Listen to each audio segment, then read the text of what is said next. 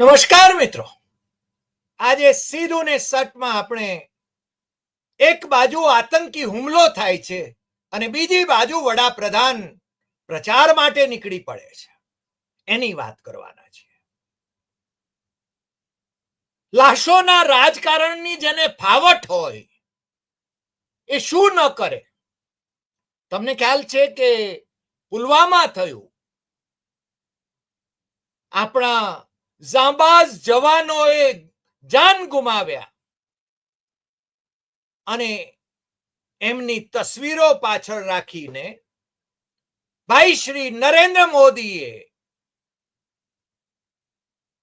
2019ની ચૂંટણીમાં મત માંગ્યા હતા. આજે એ જ દિશામાં આગળ વધવા માટે એમણે બિહારમાં શરૂઆત કરી દીધી છે.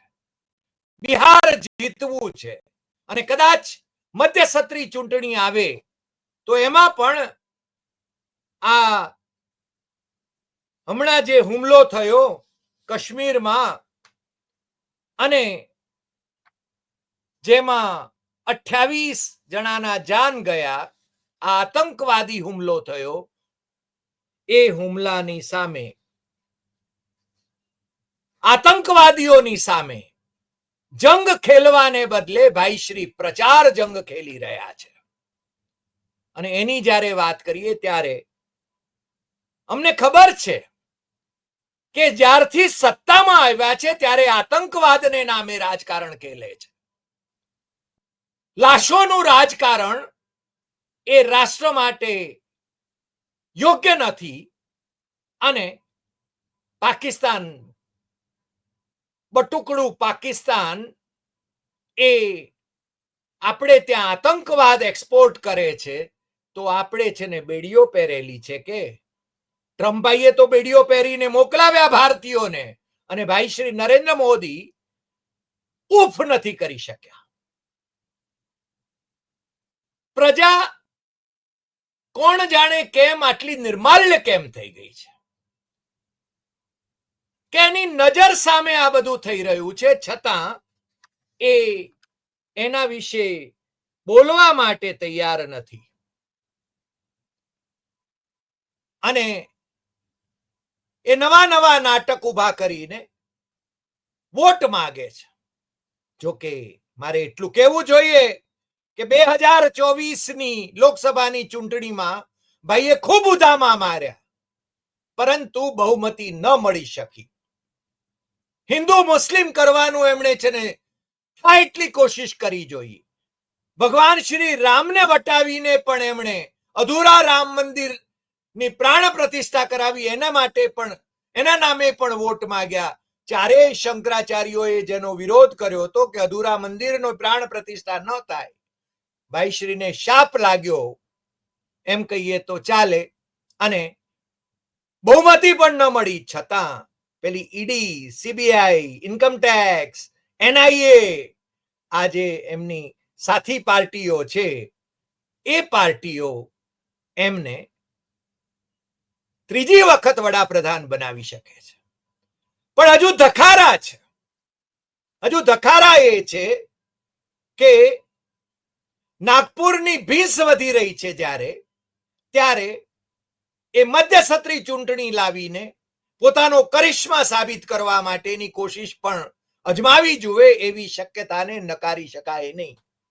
અને પહેલગામમાં જે આતંકવાદી હુમલો થયો, જે 28 જણામાંથી 2 મુસ્લિમ ઘોડાવાળા જે ઢાલ બનીને આ દેશભરમાંથી આવેલા સહેલાણીઓને બચાવવાની કોશિશ કરી રહ્યા હતા, એમણે પણ પોતાના જાન ગુમાવ્યા.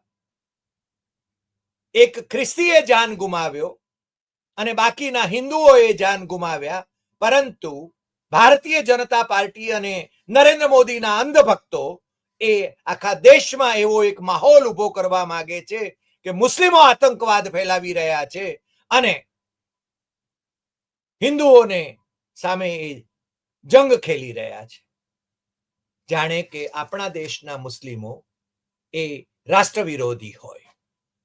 ના, એ રાષ્ટ્ર વિરોધી નથી. જેમણે જવું તું પાકિસ્તાન એ તો ચાલ્યા ગયા. જે કાશ્મીરીઓ છે એ પણ રાષ્ટ્રવાદી છે. They may be angry but they are not anti national, એવું અમારા પરમ મિત્ર સેનામાંથી નિવૃત્ત થયેલા કર્નલ ધર્મેન્દ્રસિંહ વારંવાર કહે છે, જેમણે જમ્મુ કાશ્મીરની અંદર છે ને સેવા બજાવી છે, કે સ્થાનિક મુસ્લિમોના સમર્થન વિના આપણું લશ્કર પણ ત્યાં આગળ કામ કરી શકે નહીં. અને આજે તો ત્યાંના મુખ્યમંત્રીએ પણ કહેવું પડ્યું છે કે કાશ્મીરીઓ એ રાષ્ટ્રવાદી છે.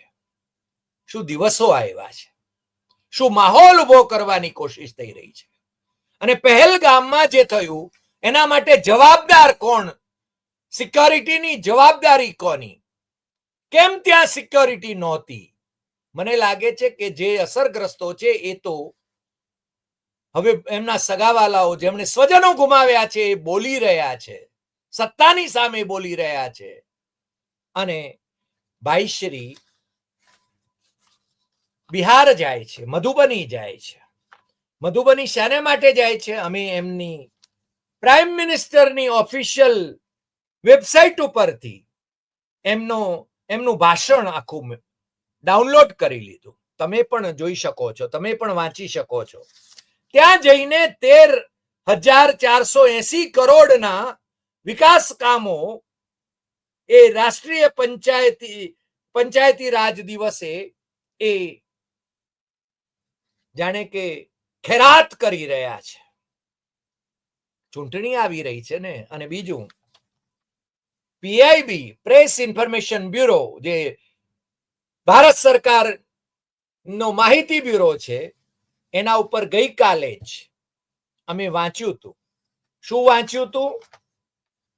કારણ કે એમાં ઇલેક્શન કમિશન ઓફ ઇન્ડિયા, એટલે હવે ભારત સરકારની જાણે કે એક સંસ્થા છે, એ બંધારણીય સંસ્થા તરીકેનું પોતાનું સ્થાન ગુમાવી બેઠી છે. અને પીઆઈબી ની અંદર એ લિસ્ટેડ છે. પ્રાઇમ મિનિસ્ટર અને વાઇસ પ્રેસિડેન્ટ એમના નીચે છે इलेक्शन कमीशन ऑफ इंडिया ની एक यादी હતી, प्रेस नोट હતી. बिहार के चुनावी कार्यकर्ताओं के लिए 2 दिवसीय क्षमता निर्माण कार्यक्रम शुरू. આ 23 એપ્રિલ 2025 ના રોજ આ પ્રેસ નોટ મૂકવામાં આવી છે. અને ભાઈશ્રી આજે એટલે કે 24મીએ બિહાર જાય છે, મધુબની જાય છે, ત્યાં ભાષણ કરે છે. અને એમણે આ જે પહેલગામમાં જે આતંકવાદી હુમલો થયો એમાં પાછા કહે છે, 22 अप्रैल को जम्मू कश्मीर के पहलगाम में आतंकवादियों ने मासूम देशवासियों को जिस बेरहमी से मारा है उससे पूरा देश व्यथित है. कोटि कोटि देशवासी दुखी है. सभी पीड़ित परिवारों के इस दुख में पूरा देश उनके साथ खड़ा है. जिन परिवारजनों का अभी इलाज चल रहा है वे जल्द स्वस्थ हों, इसके लिए भी सरकार हर प्रयास कर रही है. इस आतंकवादी हमले में किसी ने अपना बेटा खोया वगैरह वगैरह वगैरह. एकदम पाछा कहे छे कि उनमें से कोई बांग्ला बोलता था, कोई कन्नड़ बोलता था, कोई मराठी था, कोई ओडिया था, कोई गुजराती था, कोई यहाँ का बिहार का लाल था. आज उन सभी की मृत्यु पर करगिल से कन्याकुमारी तक हमारा दुख एक जैसा है, हमारा आक्रोश एक जैसा है. ये हमला सिर्फ निहत्थे पर्यटकों पर नहीं है, देश के दुश्मनों ने भारत की आत्मा पर हमला करने का दुस्साहस किया है. मैं बहुत स्पष्ट शब्दों में कहना चाहता हूं, जिन्होंने ये हमला किया है उन आतंकवादियों को, इस हमले की साजिश रचने वालों को उनकी कल्पना से भी बड़ी सजा मिलेगी, सजा मिलकर रहेगी. अब आतंकवादियों की बची खुची जमीन को भी मिट्टी में मिलाने का समय आ गया है. 140 करोड़ भारतवासियों की इच्छा शक्ति अब आतंक के आकाओं की कमर तोड़ कर रहेगी. અને પછી પાછા અંગ્રેજીમાં પણ એ પાછું રિપીટ કરે છે. ભાઈ તમારી વાત અમે 2011 થી સાંભળી, 2014 થી સાંભળીએ છીએ વડાપ્રધાન તરીકે. અને એના પહેલા તમે મુખ્યમંત્રી હતા ત્યારે પણ આતંકવાદ ને માટે તમે વડાપ્રધાનને જવાબદાર ગણાવતા હતા. અને તમે છે ને છેલ્લા 11 વર્ષથી વડાપ્રધાન છો. પાકિસ્તાન ઓક્યુપાઈડ કાશ્મીર 6 મહિનામાં લેવું હોય તો છે ને નરેન્દ્ર મોદીને ત્રીજી વાર વડાપ્રધાન બનાવવા પડે એવું યોગી આદિત્યનાથ ઉત્તર પ્રદેશના ભારતીય જનતા પાર્ટીના મુખ્યમંત્રી કહી રહ્યા હતા.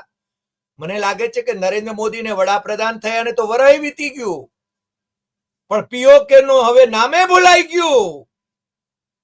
પાકિસ્તાન હુમલો કરે છે, આતંકવાદી હુમલો કરાવે છે, એ આમ તો ના પાડે છે કે અમે કઈ નથી આની અંદર, પણ તમારી પાસે જો ક્ષમતા છે, તમારી પાસે તાકાત છે, તો તમે છે ને એનો બદલો કેમ નથી લેતા? પ્રશ્ન ત્યાં આવીને ઉભો થાય છે કે પહેલગામમાં તમારી સિક્યોરિટી કેમ નહોતી? 2000 કરતા પણ વધારે જો સહેલાણીઓ ત્યાં આગળ હોય તો સિક્યોરિટી કેમ વિડ્રો થઈ ગઈ હતી? કે આ બીજું પુલવામા થયું, પુલવામાના રહસ્યો શું છે? જમ્મુ કાશ્મીરના છેલ્લા ગવર્નર, કારણ કે હવે તો પછી કેન્દ્ર શાસિત પ્રદેશ છે અને જમ્મુ કાશ્મીરમાં ઉમર અબ્દુલ્લાની સરકાર છે, નેશનલ કોન્ફરન્સની સરકાર છે, પણ એની પાસે ગૃહ મંત્રાલય નથી, કેન્દ્ર શાસિત પ્રદેશ છે. લેફ્ટનન્ટ ગવર્નરની પાસે, મનોજ સિન્હા પાસે સત્તા છે, અમિત શાહ પાસે સત્તા છે, નરેન્દ્ર મોદી પાસે સત્તા છે. હવે તમે કોને બદનામ કરવાના? અને છતાંય તમારો સોશિયલ મીડિયા તો હજુ એમાં કોંગ્રેસ જુએ છે. કોંગ્રેસ કોંગ્રેસ કોંગ્રેસ. સદનસીબે તમે જ્યારે સાઉદી અરેબિયાથી પાછા આવી જાઓ છો, તમારો પ્રવાસ એક દિવસનો ટૂંકાવીને, રાહુલ ગાંધી લોકસભામાં વિપક્ષના નેતા, એ પણ છે ને એમનો અમેરિકાનો પ્રવાસ ટૂંકાવીને પાછા આવી જાય છે. પણ તમારા સોશિયલ મીડિયામાં એમ છે કે રાહુલ ગાંધી વિદેશ જાય ત્યારે આવું કેમ થાય છે? ભાઈ તમે વિદેશ જાઓ ત્યારે કેમ થાય છે આવું? એવો પ્રશ્ન કેમ તમારા સોશિયલ મીડિયા વાળા નથી પૂછતા? પ્રશ્ન આ છે. આ છે ને બિહારમાં ચૂંટણી આવી રહી છે અને શક્ય છે કે મધ્યસત્રી ચૂંટણી પણ લાવવાની તમારી કોશિશ છે અને એના માટેના આ બધા નાટક ચેટક છે. કારણ કે મારી પાસે તો આખી તમારા શાસનકાળમાં જે આતંકવાદી હુમલાઓ થયા છે એની આખી યાદી છે. મેં ગઈકાલે પણ કહ્યું હતું આપણા એપિસોડમાં કે તમે છે ને કેપીએસ ગિલે આપેલી જે વેબસાઇટ, આતંકવાદ પરની વેબસાઇટ, એના ઉપર ભારતમાં આતંકવાદી હુમલાઓ કેટલા ક્યારે થયા, કયો મહિનો ખાલી ગયો નરેન્દ્ર મોદીના શાસનમાં, એ પણ જરા ચેક કરો તો મજા આવી જાય. સાઉથ એશિયા ટેરરિઝમ પોર્ટલ ઉપર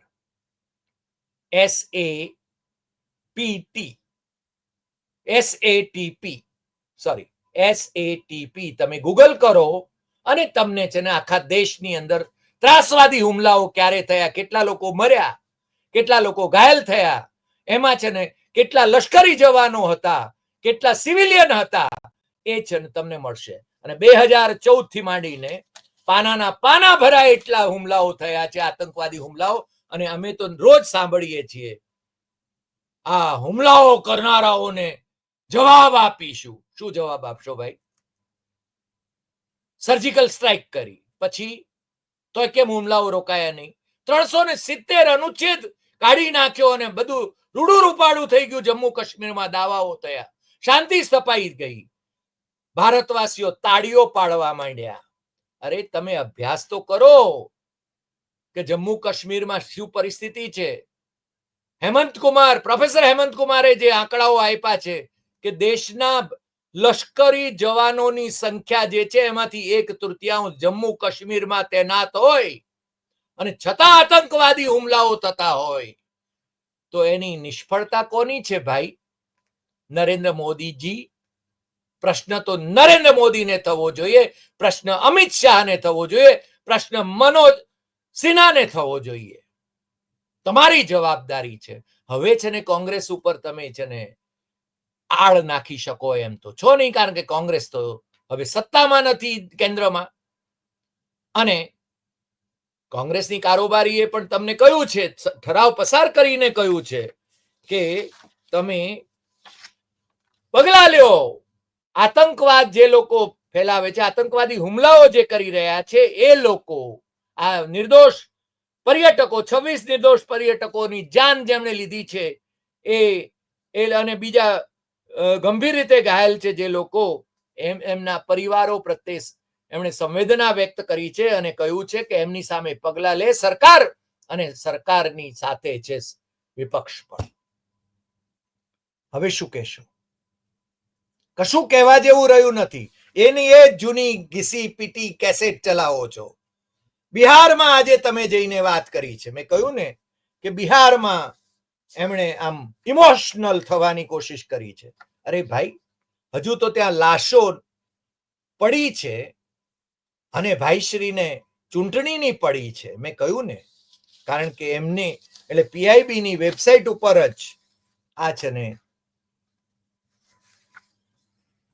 નોંધ હતી બિહારની ચૂંટણીની, અને કદાચ કાલ ઉઠીને, કારણ કે હવે તો ઇલેક્શન કમિશન એ કયા ગરું છે એ ઈચ્છે ત્યારે ઇલેક્શન મધ્યસત્રી ચૂંટણી પણ લાવી શકે એમ છે.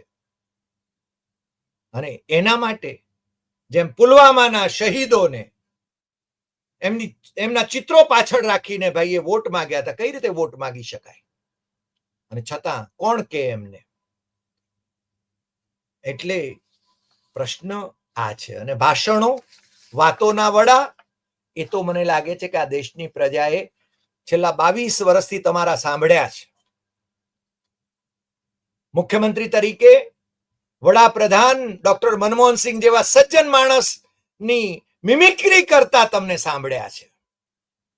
અને હવે એ જવાબદારી છેલ્લા 11 વર્ષથી તમારી છે, ત્યારે પાછી એની એ જ કેસેટ. કોઈને છે ને છોડીશું નહીં, એમને જવાબ આપીશું. શું જવાબ આપ્યો ભાઈ? જવાબ આપવાનો હોય તો એક જ દિવસમાં આપી દેવો જોઈએ, તાકાત હોય તો. ભારતીય સેનાઓ છે ને સક્ષમ છે જવાબ આપવા માટે, પણ તમારું રાજકારણ એ સક્ષમ નથી. પ્રશ્ન આ છે. ભારતીય લશ્કરી દળો છે ને એ સક્ષમ છે, અને એને કારણે તો આ દેશની સુરક્ષા જળવાઈ રહી છે. બાકી તો તમે અદાણી અંબાણીને દેશ સોંપી રહ્યા છો. એટલે જ મને લાગે છે કે આખા દેશમાં આજે એક જ માહોલ છે. એની એ વાતો સાંભળવાની, એની એ વાતો. આતંકવાદ જે ફેલાવે છે ને જડબે સલાક જવાબ આપીશું, દુનિયાભરના દેશો અમારી સાથે છે. ભાઈ આપો ને, પણ કોણ ના પાડે છે? તમારી પડખે છે બધા. પીઓકે લઈ લ્યો ને, ચાઇના ઓક્યુપાઈડ કાશ્મીર લઈ લ્યો ને. અમિત શાહે કહ્યું હતું ને સંસદમાં, શું થયું એનું? તાકાત છે કે? અને જ્યારે કોઈ એમ કે શ્રીમતી ઇન્દિરા ગાંધી જ્યારે વડાપ્રધાન હતા ત્યારે પાકિસ્તાનના 2 ટુકડા કરી નાખ્યા હતા. તમે તો એક પીઓકે પણ લઈ શકતા નથી. સીઓકે લેવાની વાત તો બાજુએ રહી ગઈ, કારણ કે પાકિસ્તાનની પડખે ચાઇના ઊભું છે. લોકોને ક્યાં સુધી મૂર્ખ બનાવ્યા કરશો? અને અમેરિકા એ તમારે પડખે આવીને ઉભવાનું નથી, એ ભલે વાતોના વડા કરે. એ વખતે પણ 1971માં અમેરિકા પાકિસ્તાનને પડખે જ હતું, અને એ વખતે પાકિસ્તાનના 2 ટુકડા કરી નાખ્યા હતા શ્રીમતી ઇન્દિરા ગાંધીના નેતૃત્વમાં અને જનરલ માણેક શાહના નેતૃત્વમાં. એ ભૂલી ન જાઓ, માત્ર વાતો નહીં કરો. એ વખતે કઈ જેલમાં તમે સત્યાગ્રહ માટે ગયા હતા એનું એ જાહેરાત તો ક્યારેક કરજો, કારણ કે એ ડોક્યુમેન્ટ પણ જોવામાં અમને રસ છે. કેટલી ઉંમર હતી એ પણ જાણવામાં રસ છે. શું કરતા હતા, ક્યાં હતા? કારણ કે ઓમની પ્રેઝન્ટ છો ને, દેવતા છો. એટલે લોકો હવે ક્યાં સુધી તમારી વાતોને સાંભળ્યા કરશે, એની એ જ ઘીસી પીટી કેસેટ સાંભળ્યા કરશે, એ મને ખબર નથી. લોકો જાગતા રહે. આ દેશની રક્ષા માટે, આ દેશના બંધારણની રક્ષા માટે, આ દેશની લોકશાહીની રક્ષા માટે એ પ્રત્યેક નાગરિક જાગતો રહે, એટલી જ અપેક્ષા છે. બીજો કોઈ જ સ્વાર્થ નથી. આજે આટલી વાત. ફરી મળીશું નવા એપિસોડમાં, નવા વિષય સાથે. તમને જો આ એપિસોડ ગમ્યો હોય તો સૌથી વધુ શેર કરશો, લાઈક કરશો, કમેન્ટ કરશો, અને દેશમાં અને વિદેશમાં આ સચ્ચાઈ ટકોરાબંધ સચ્ચાઈને પહોંચાડતા રહેજો ને આપણી યુટ્યુબ ચેનલ ડોક્ટર હરિદેસાઈ સત્યમ એવમ તથ્યમે સબસ્ક્રાઇબ કરવા માટે મિત્રોને જરૂર જણાવશો. નમસ્કાર.